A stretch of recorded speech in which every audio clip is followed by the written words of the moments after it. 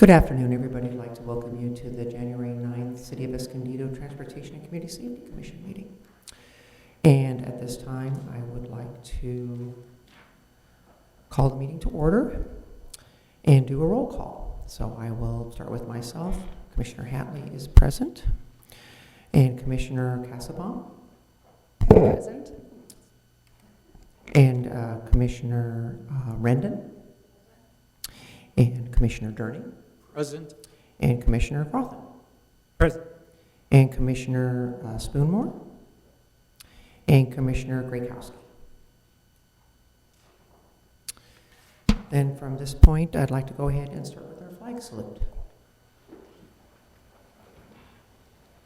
Ready to begin. I pledge allegiance to the flag of the United States of America and to the republic for which it stands, one nation, under God, indivisible, with liberty and justice for all.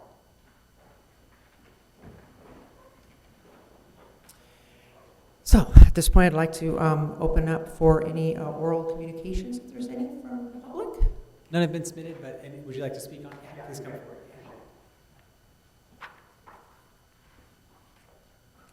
Hi, good afternoon, folks. My name is Giuseppe Gutierrez. I've been here at Bonchal last year regarding our TULIP project. I know that was approved in July of last year.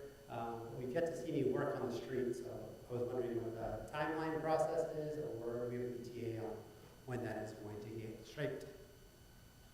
We still have a speed issue, so that's kind of a concern. This was TULIP? TULIP, correct.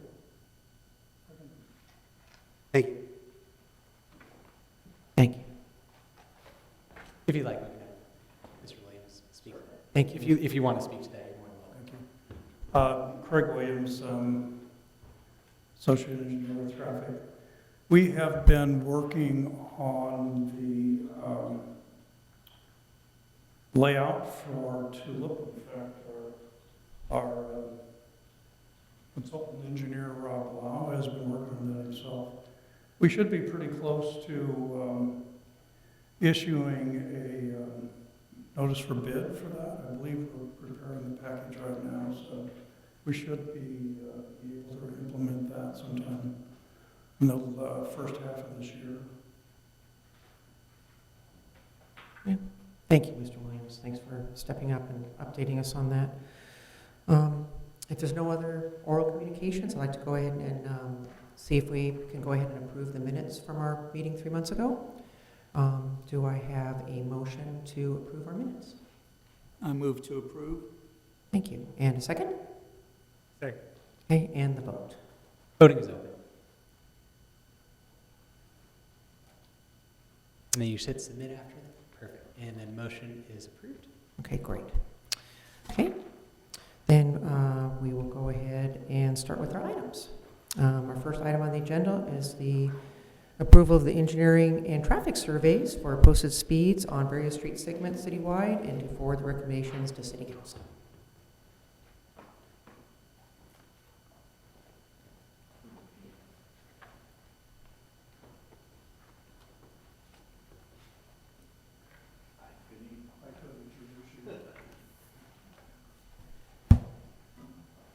My apologies. I wanted to introduce Rob Lau. He is with Stack Traffic Consulting.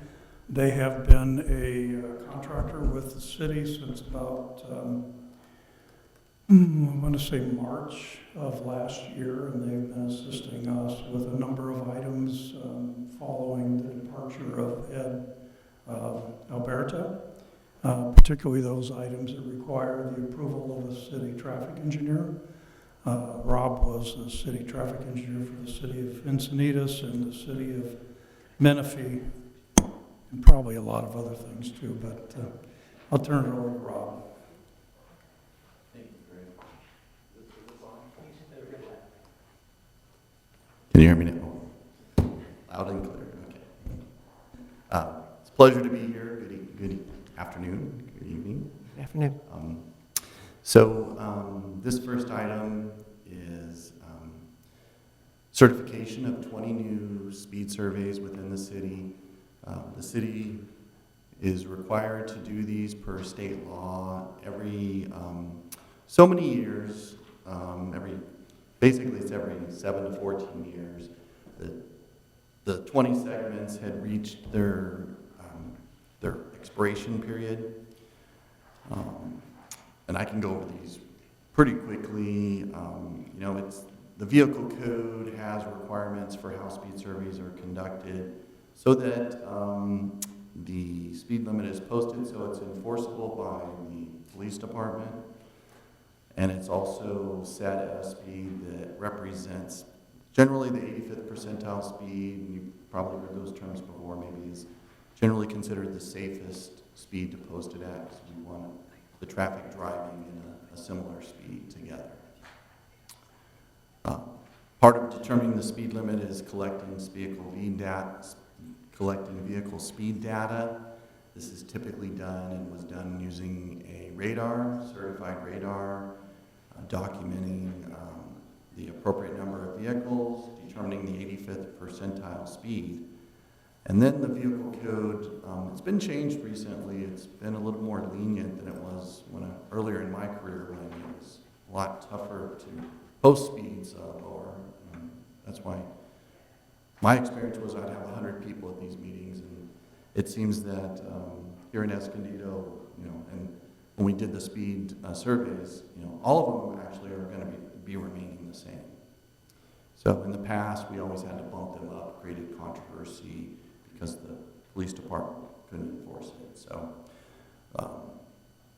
So talking about how it's done, you may have heard this before, but I'll just go through it real quickly. Say you survey 100 vehicles, you look to see where the 85th or the 85 out of 100, which is called the 85th percent, lies. In this case, if it was 37 miles per hour, it's typically rounded to the next 5 mile per hour increment. If it was 38, it would be rounded up to 40 miles per hour.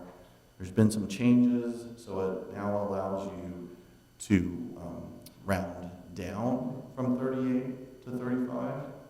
Previously, you had to have extra justification, maybe higher accident rates, unusual conditions that weren't readily apparent to a reasonable driver.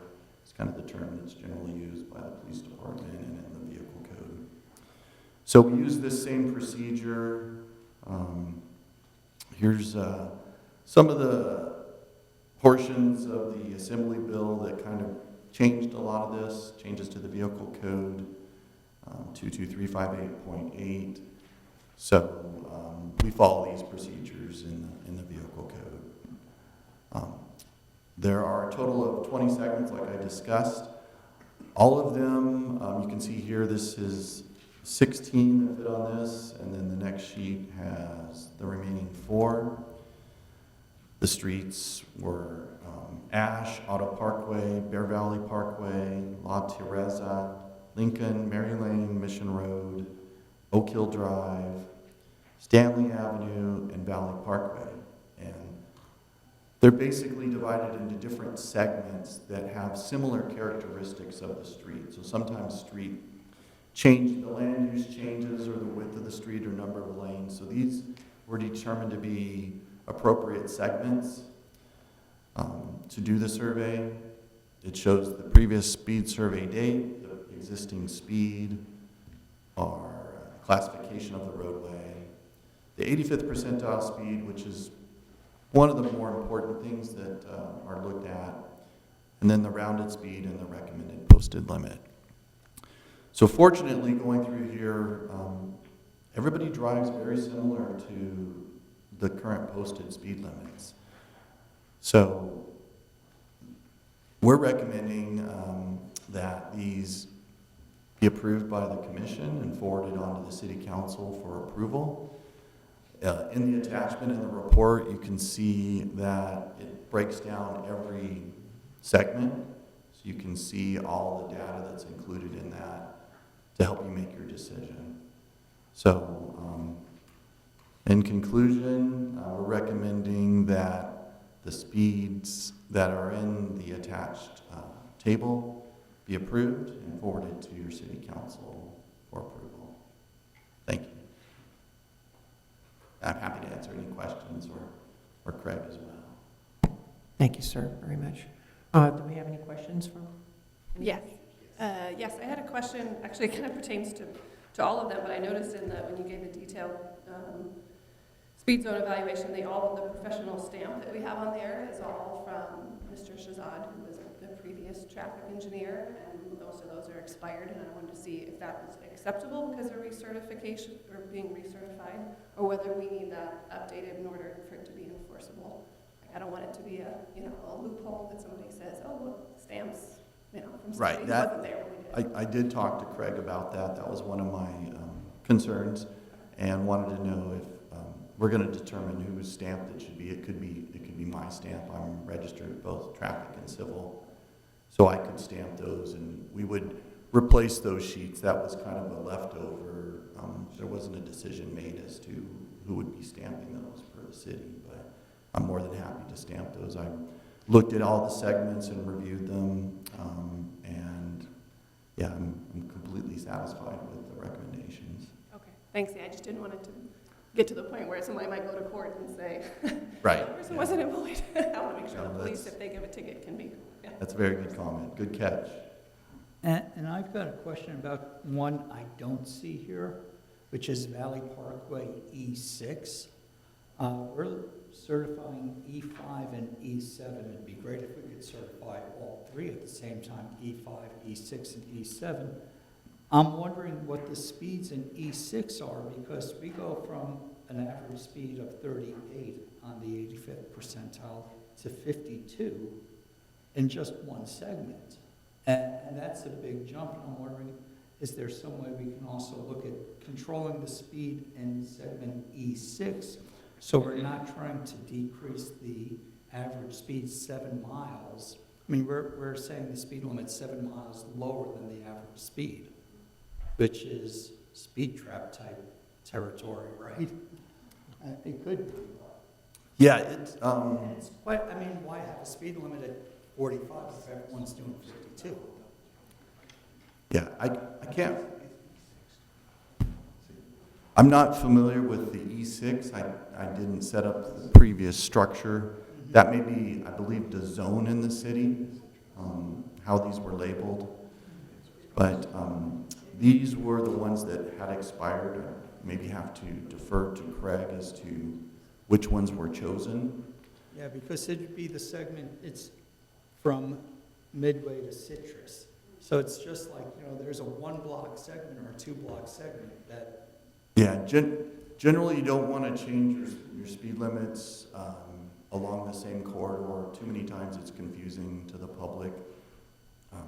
But the new vehicle code section here, it's shown here, 22358.8.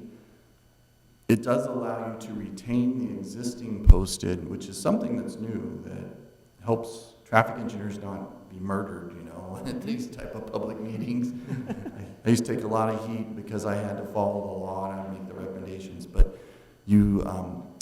so we try to keep the speed from going from 10 mile per hour shifts. Sometimes there'll be a 5 mile per hour shift, but there's usually warning. And Craig may have more information on this missing segment that I'm not aware of. No, Commissioner Durney, that was a good observation. I appreciate that. It's possible, and we'll have to go back and look, but it's possible that E6 had been updated recently, so it wasn't triggered. It didn't hit the trigger to be updated within this period. There might have been something within that segment that prompted it to have to be re-examined. But we'll take a look at that and report back at the next meeting if you'd like. Yeah, my concern is maybe that segment got bumped up, which makes this next segment go up even higher. And since we're not looking the whole segment, each series, and at one time, it's like, okay, we'll approve this segment here, and we'll approve this segment this year, and next year we'll approve this segment without knowing what the others are. Doesn't make much sense. Good point. And I'm looking to just say, that's a big jump in speed for a short distance of road, and could speed limits affect that? So that's my 2 cents. I'm of course going to vote to keep the speed limit down to 45 and go down on that. Right. But right, yeah, 50% of the drivers are going on that last segment are going over 45 miles an hour, which is kind of surprising if your speed limit's at 45.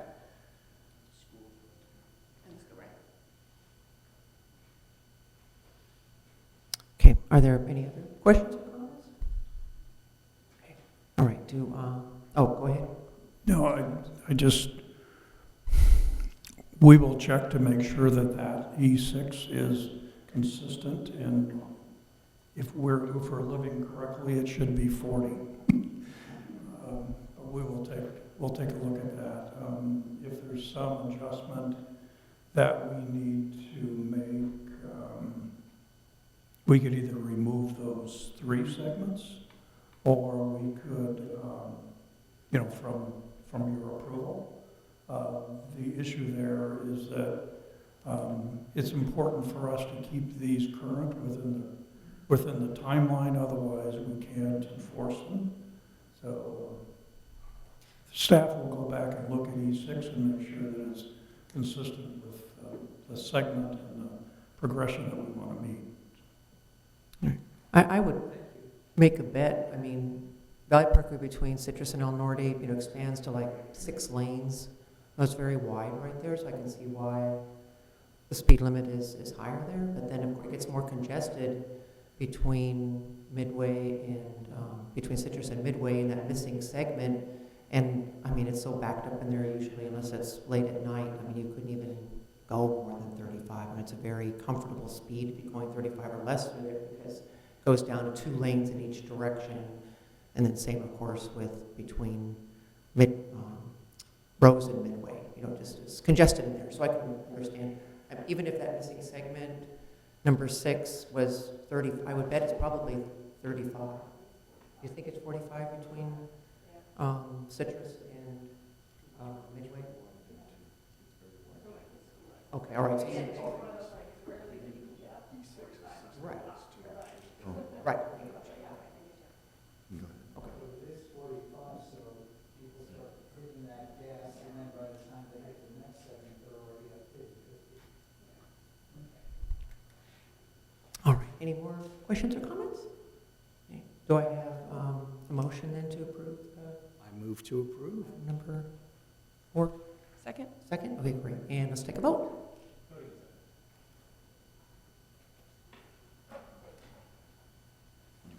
Motion approved, 5-0. Perfect. Okay, we'll go on to item number 5, the quarterly report by staff on the progress of various city projects that improve transportation options for residents and travelers of the city, and I bet Mr. Williams might have that for us.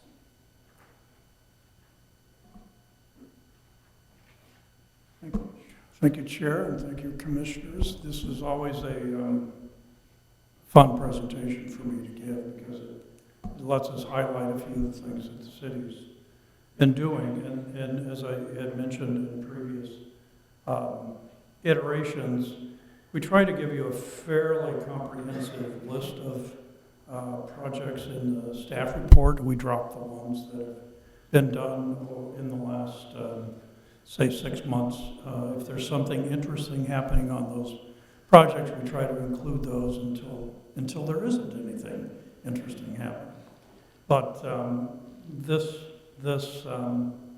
quarter, there are a number of interesting projects. I want to say that Citricado Parkway hasn't changed much since our October presentation. It is almost done. I think it's one of those crossing the T's and dotting the I's. There's a number of landscape issues, but by and large, the city's been open to, the roadway's been open to traffic since last October.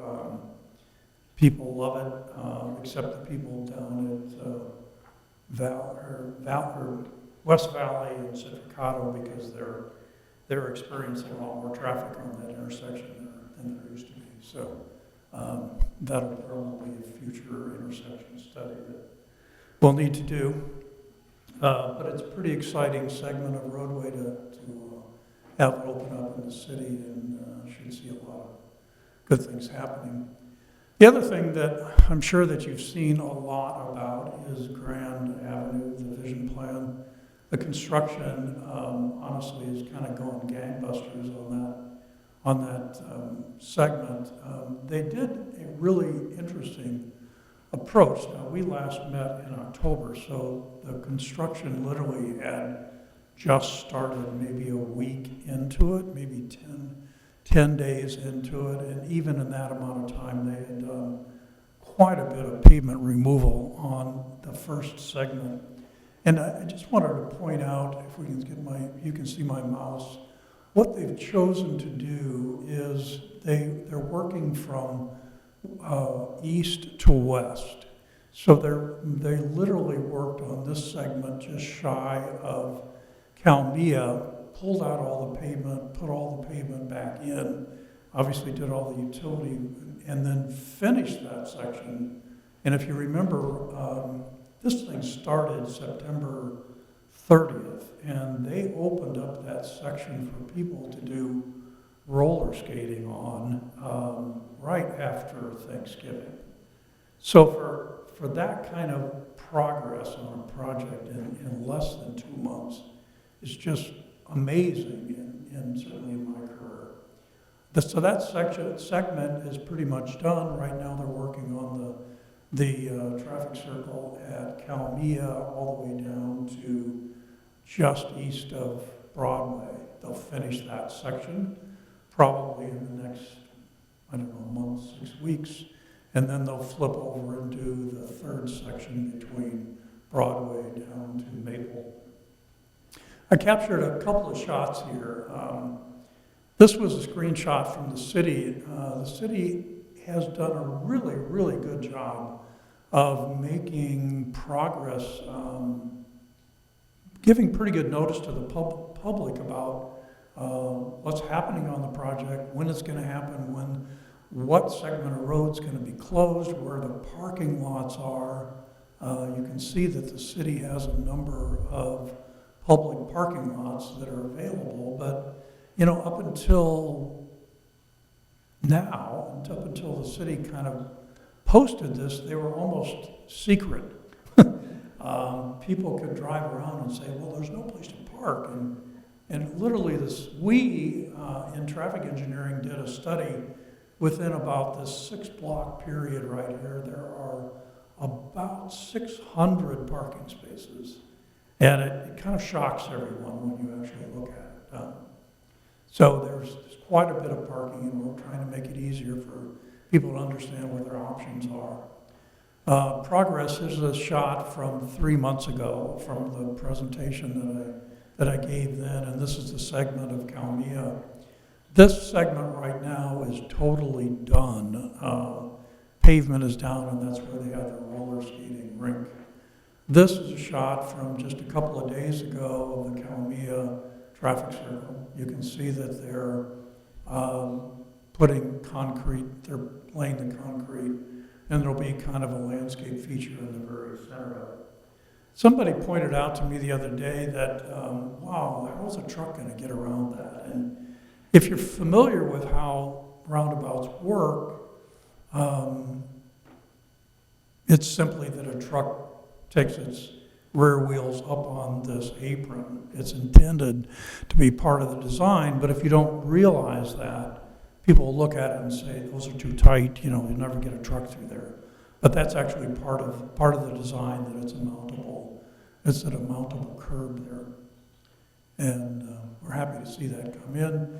Here's a shot of that from the opposite corner of, this is west of Juniper, and right over here on the left is the burger bench, and you can see that we've got the fence, the dining fences up already, and people are back out enjoying the, well, there's not much to look at right now but pavement, but back in early October I went there just to watch the construction, so it was all good, if you're into that anyway. So right about a year ago, we're looking at Palomar Heights. This is what we saw just at a year ago, a lot of sticks and a lot of wood. And this was a shot back in October that I had shown you. And then this is literally a couple of days ago. Almost looks like a rendering, but that's where we're going. I think that they'll be they have already been leasing some of, or renting some of the units.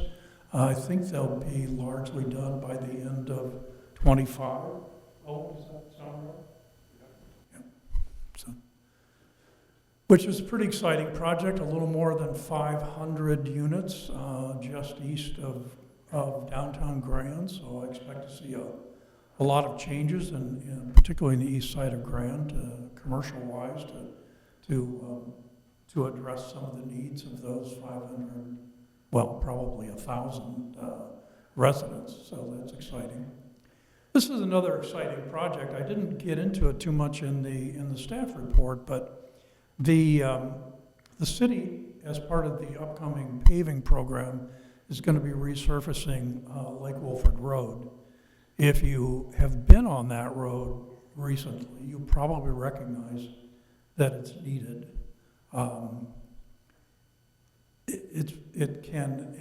It takes a lot of maintenance from our public works staff to keep up with all of the pavement condition failures on that roadway. So we're going to be totally resurfacing it and a lot of pavement stabilization. This particular exhibit is a look at what the additional signage needs should be. It's just a depiction of one step of what we're doing. In fact, Rob and Stack Traffic had done this exhibit for us. But again, just an example of some of the work that goes into some of the projects that we're doing here at the city. This is actually a TMPL project that was the last one of the 22-23 segment. It was the corner of Felicita and Montview. That location had experienced a very high number of departing the road crashes. Folks were apparently not recognizing that this was a curve. Didn't we have a citizen complaint on that? Sorry? Didn't we have a citizen complaint on that right there? Yes, we've had citizen complaints. Yeah, I went out there and looked at that cautionary sign, 30 mile an hour was knocked down. Right, that's correct. People would leave the roadway and come very close to this house that is located on the outside of the curb. What we had done here is quite a few different things. We added this speed feedback sign. We added some additional warning signs. And again, this was part of the TMPL program. We increased the curve radius so you can see the old pavement, the old center line that was taken out. It's actually a softer curve now than it was. And then we added a number of delineation items at the outside, these reflectorized flux posts, a buffered bike lane, a much better delineation of the outside of the curve, and then improving the visibility of some of these existing signs.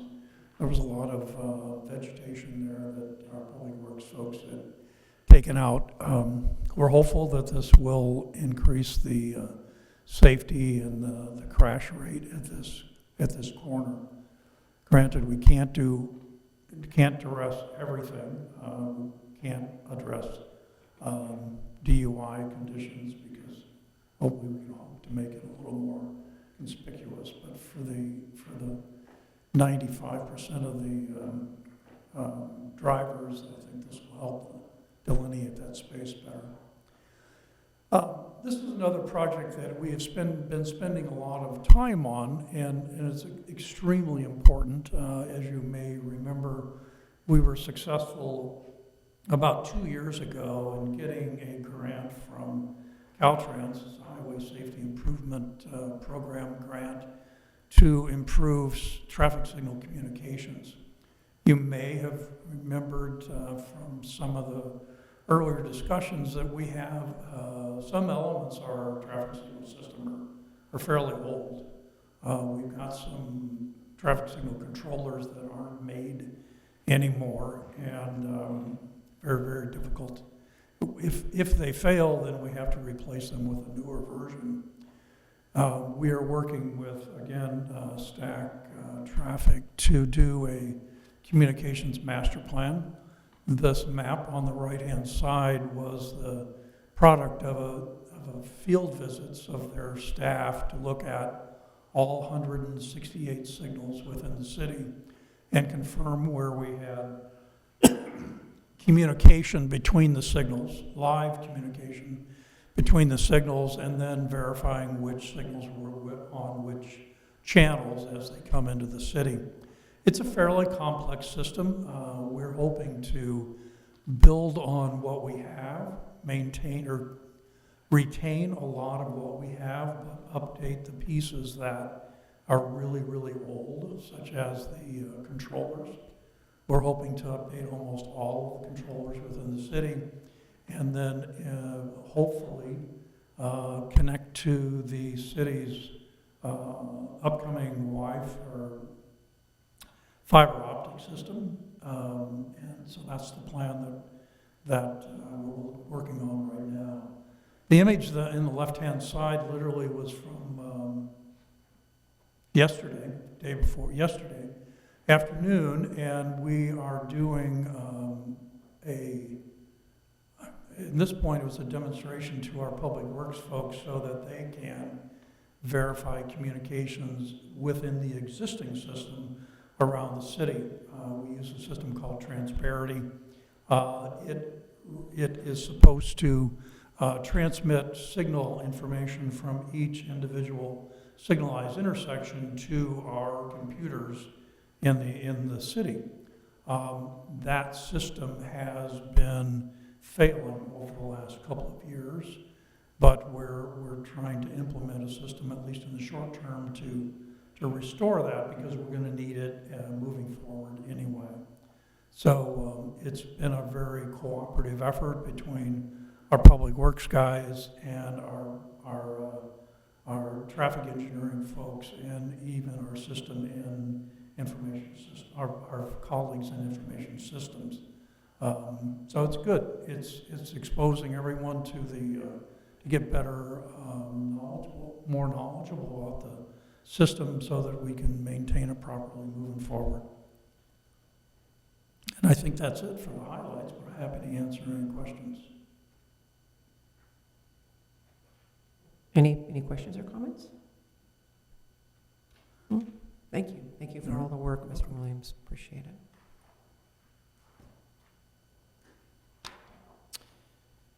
Then at this time, commissioners, does anybody like to bring up any discussion items on any issues that anybody's minds or? Yeah, I'd like to mention something based on previous meetings.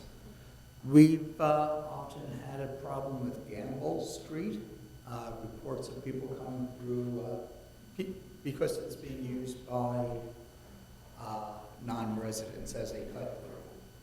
And it's funny, my car, when I'm coming from Valley Center, I live off Citricado off Valley Parkway down by Del Lago Academy. So I'll take Valley Parkway straight down from Valley Center, make a turn on Citricado and go home. No, my car says, hey, let's turn at El Norte. And then it goes on El Norte, and then says, let's make a left onto Gamble, and takes me down Gamble and then onto Valley Parkway. A lot of traffic is probably coming from stuff like that. I'm wondering, what can that do to stop it? And even if maybe, and going down that street, I'm like, I'm thinking, could we put a stop sign in the middle of the road, somewhere down the middle, that would slow things down enough, stop people enough, and maybe take it out of that Google algorithm that says, hey, this way saves you 15 seconds, go that way instead. If we put a stop sign, it may slow down the traffic and put enough of a delay in there that the algorithms say, don't go that way. Just a thought. If I may, I appreciate you bringing this up, because we were hoping that somebody would. It is an interesting situation. In fact, right after we got the notice, literally the day that we met in October, I was talking with Rob about that, response that we got, and Rob said, literally, my wife and I were going up to Valley Center some time ago, and for some reason it directed us onto Gamble from Lincoln, and it was Waze, and he's reported that a number of different times. So we have been looking at a number of different options. I appreciate your suggestion about the stop sign. We would certainly have to look at whether or not that meets warrants, because we don't really favor putting in stop signs for reasons that aren't supported by the MUTCD. But that's certainly one of them. Another one that we've discussed is speed humps.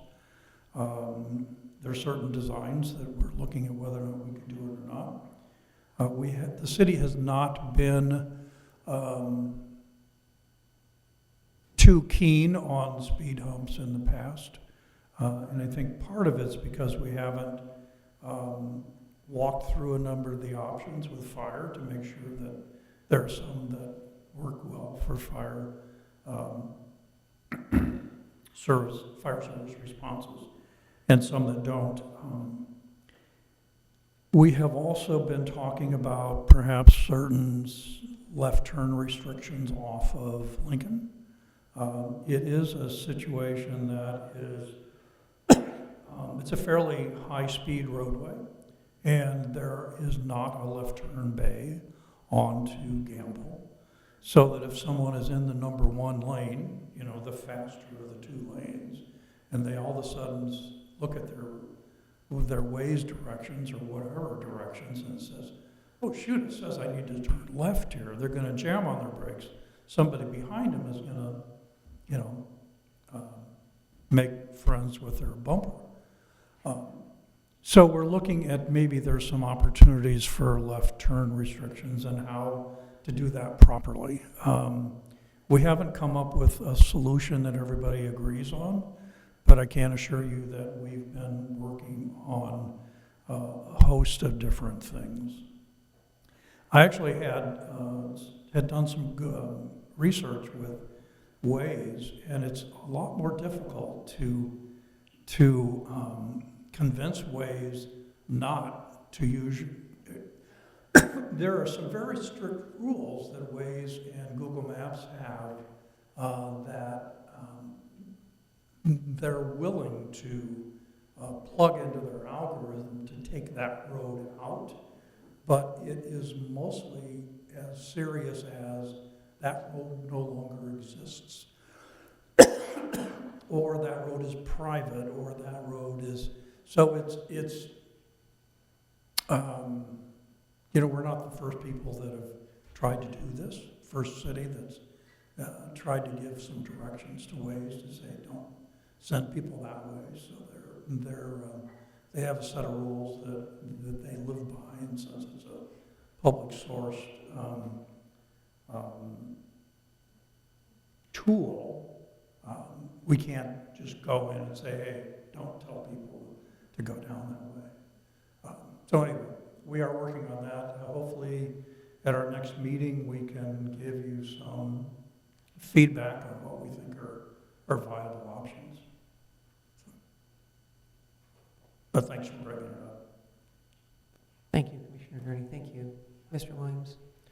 Yeah, I'd just like to add to that what Commissioner Gurney said, this doesn't affect the southbound traffic, but I do think that somehow restricting the left turn off of Lincoln to northbound Campbell, and then I don't have a map in front of me, but the next street also is, that could be restricted also for a left turn, just for the number one lane being backed up when you're going eastbound on Lincoln. That's great, right? It was, okay. Yeah. And that also might as well restrict both, even though grape isn't a complaint on. Grape ends up turning to the right, and then you've got an unsignalized left turn that you have to make onto Fig. So I don't think it's probably as attractive to the algorithm. I don't know. Right, but not as far as, using it as a shortcut or cut through, but I mean, just as far as traffic backing up on Lincoln going eastbound, I mean, I avoid going that way. I'll make a left on Broadway and then a right on Lordy Parkway, and just to avoid that segment, because that number 1 lane's backed up, and people are like, oh, I need to get out of this lane, and they'll swerve into the number 2 lane, and then there's a number 3 lane there in front of the Toyota dealership that merges into that number 2 lane. So that would just really kind of clear that little congestion point if people on both of those streets weren't allowed to make a left turn anymore at those uncontrolled, I don't want to call it intersection, but just, the left turns there. Then that would then help, at least on northbound traffic on Gamble, since we do have an issue there of speed. Mhm. But I don't know, you said you haven't been able to find a solution yet, on signage or how it would be done. I mean, I know, like you said, the problem is that there's no left turn pocket there, for people to enter into and get out of the flow-through lanes, so. And it's not really a road that we want to have that level of traffic on. Exactly. It's not, it doesn't have curb and gutter, Right. It's not really designed for several Right. 1,000 cars a day. Right, so just, I guess, restricting the left turn and not just allowing that, then would stop the congestion eastbound on Lincoln and maybe also help on the Gamble speed issue, so. The other thing we do want to look at is to see if there's some issue at the intersection of Fig and Lincoln that's prompting the algorithm to send people to an option that has less friction. So there's a lot of kind of pieces to this puzzle. Thank you. Thank you. All right, then we just had those 2 items, so, and we had our open discussion. So at this point, I'd like to see if anybody would like to give us a motion to adjourn for today. No? And a second? Okay, I'll second. Okay. And the vote.